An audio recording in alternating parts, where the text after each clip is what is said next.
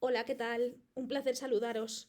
Soy Purificació Mascarell, profesora de Teoría de la Literatura de la Universidad de Valencia, y voy a presentaros esta comunicación titulada Matrimonio, Dominación Masculina y Escritura Autobiográfica a partir del estudio comparado entre cuatro autoras, Sofía Tolstaya, Sibila Leramo, Elena Fortún y Alain Polch.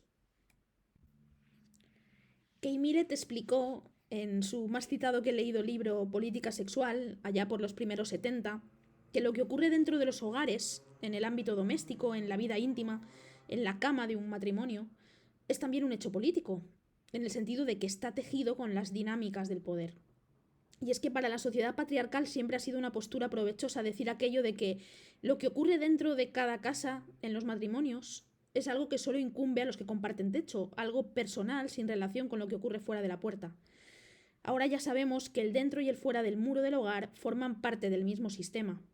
Gracias a Millett se hizo evidente que las dinámicas de poder que tienen lugar en las esferas económicas, laborales, culturales, tienen su correlato en las relaciones personales y sexuales. Precisamente lo que ocurre dentro del hogar, lo que ocurre en las relaciones personales entre el marido y la mujer, es tema capital en las obras que aquí presentamos. Se trata de estas cuatro que tenéis aquí. En primer lugar, de quién es la culpa, de la rusa Sofía Tolstaya, más conocida por ser la esposa de Tolstoy, que escribió esta obra hacia finales del 19, en 1892, y que ahora ha publicado Shordika en nuestra lengua. Después, una mujer, de 1906, escrita por la italiana Sibila Leramo y recientemente traducida al castellano por Alta Marea. A continuación tendríamos Oculto Sendero, una obra de 1946, aunque publicada en 2016, gracias al rescate que ha hecho Renacimiento, de esta obra de la española Elena Fortún. Y, y finalmente Una mujer en el frente, una obra escrita por Alain Polch en 1991, a partir de sus recuerdos, de sus memorias, de su terrible vivencia de la Segunda Guerra Mundial, de una autora nacida en Transilvania antes de que esta pasara a ser parte de Rumanía, y una autora rescatada por Periférica para nuestra lengua. Bueno, las cuatro pertenecen a tradiciones literarias muy diferentes, como nos pasará desapercibido, y las cuatro obras que presentamos aquí se ubican temporalmente en una horquilla bastante amplia, ¿no? Desde finales del 19 a finales del 20. Sin embargo, tienen mucho en común. Lo primero que cabría destacar es que las cuatro autoras vivieron matrimonios muy difíciles, con maridos machistas, y que las cuatro se casaron siendo muy jóvenes, sin prácticamente ninguna experiencia vital y afectiva a sus espaldas, lo que las convertiría en seres todavía más vulnerables. Las cuatro autoras tuvieron una relación además muy directa con la escritura y con la literatura. Todas tenían un grandísimo talento como narradoras y lo vieron vetado por sus parejas, que les dificultaron de diversos modos las posibilidades de escritura, publicación y participación en la vida cultural de su época. Estas cuatro obras de corte autobiográfico y situadas genéricamente entre la novela, en el caso de Tolstaya y Fortún, son obras de ficción con los nombres cambiados, ¿no? Las protagonistas se llaman Ana y María Luisa, o en el caso de Aleramo y Post tenemos unas obras que son más bien memorias. Bueno, pues las cuatro tienen en común funcionar como una especie de exorcismo de esas relaciones matrimoniales anuladoras que vivieron las autoras. Parece que ellas las cuenten para deconstruirlas, como si darles forma de relato pudiera poner las cosas en su sitio o ayudar a señalar mejor, con más precisión, el dolor y las injusticias padecidas. Las cuatro narraciones tienen mucho en común, como digo, y ese mucho en común me gustaría filtrarlo en esta comunicación a través de un texto de combate clásico, firmado por la anarquista y activista Emma Goldman. Se trata de un breve opúsculo publicado en 1902 bajo el sencillo y rotundo título de Matrimonio y Amor. En 1910, perdón.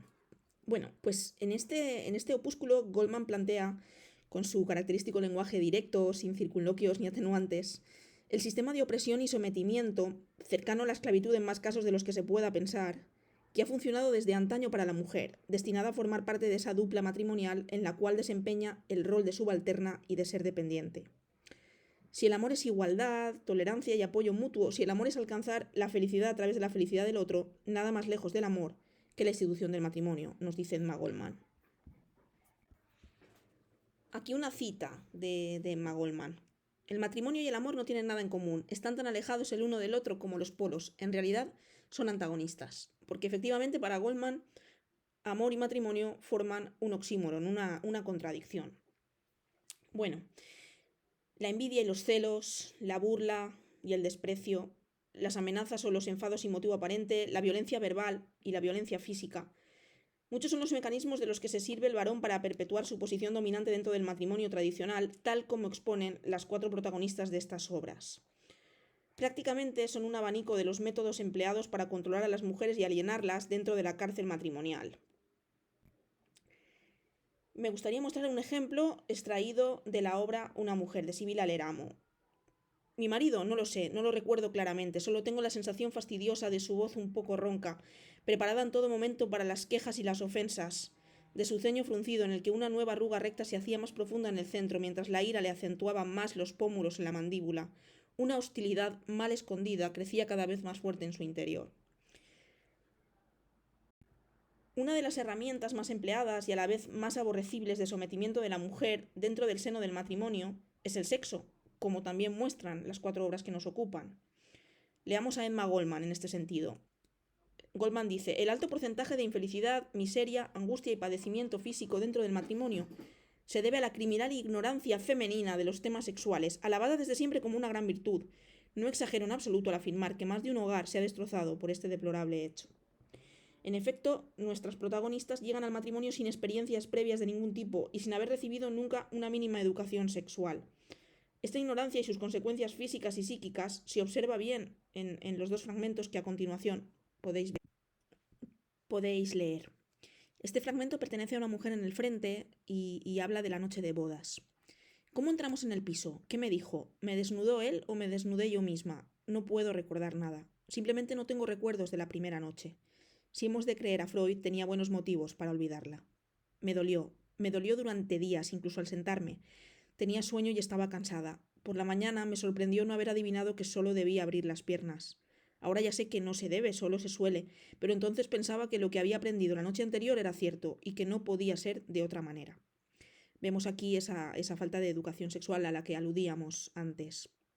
Y en este otro fragmento tenemos a Ana, la protagonista de Quién es la culpa, precisamente también en esa misma noche, en la noche de bodas, en el momento en el que se dirige a su futura casa y asustada y sumisa, Ana echó la cabeza atrás, cerró los ojos y se agazapó en el rincón más alejado del carruaje.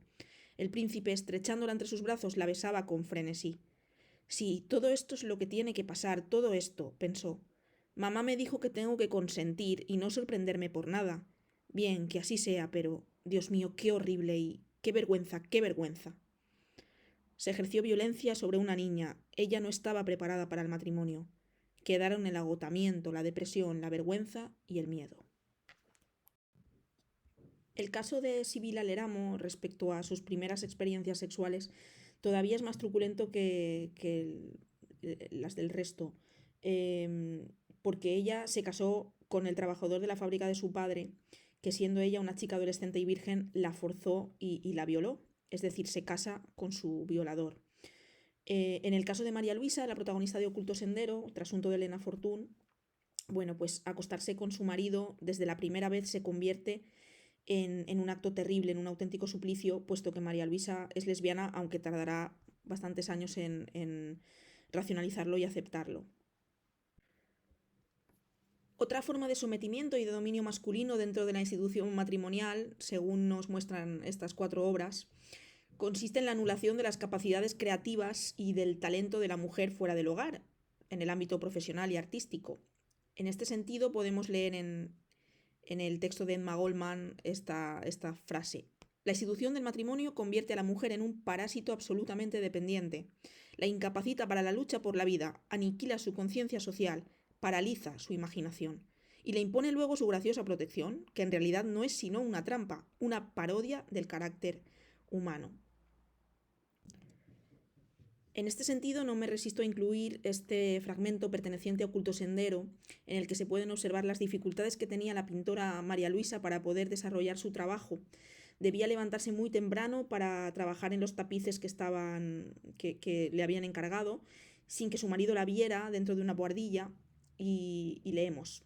«¿Tienes mala cara?», me decía mi cuñada. «Sí, duermo ahora poco, me levanto muy temprano para ponerme al trabajo». Jorge se burló sarcásticamente. «Al trabajo. Sois imbéciles las mujeres». tu trabajo. ¿Qué trabajo es ese? Te estás poniendo pedante, te lo advierto para que no hagas el ridículo. ¿Y piensas seguir trabajando toda la vida? Sí, naturalmente. Hasta ahora he vivido sin orientación, sin brújula, sin ilusiones, como vacía. Y él le contesta, he creído siempre, que a una mujer le bastaba con las ilusiones y los éxitos de su marido. Si me he equivocado, tal vez a otras les baste, a mí no. Y procuré decirlo humildemente, como quien se acusa de una falta. Finalmente, en común también tienen estas 4 obras que hemos comentado, el mostrarnos la sensación de opresión padecida por las protagonistas y su deseo de ruptura y de huida ante el callejón sin salida que representaba antaño el matrimonio. En ese sentido podemos también recuperar una cita interesante de Emma Goldman en su opúsculo Matrimonio y Amor. Ella se mueve en la casa de él, año tras año, hasta que su vida y sus relaciones humanas se vuelven tan superficiales, esquemáticas y grises como el ambiente que la rodea.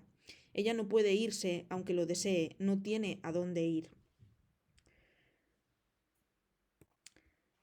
El deseo de escapar se traduce en la búsqueda de la muerte a través de varios intentos de suicidio, en el caso de Sibila Leramo, quien afortunadamente se salva y finalmente se separará de su marido, aun perdiendo la posibilidad de ver crecer a su hijo, pues el marido, como venganza y amparado por las leyes italianas del momento, se lo quedará e impedirá que Sibila mantenga relación con el niño.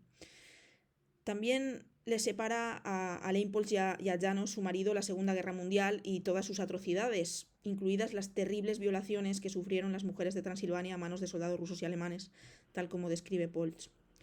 Y aunque ambos, Alain y Janos, sobreviven milagrosamente al conflicto y acaban reencontrándose, no tardan en separarse definitivamente. En este sentido, Alain dice, fue como ofrecer mi brazo y decir, cortádmelo, porque si no se me va a gangrenar todo el cuerpo.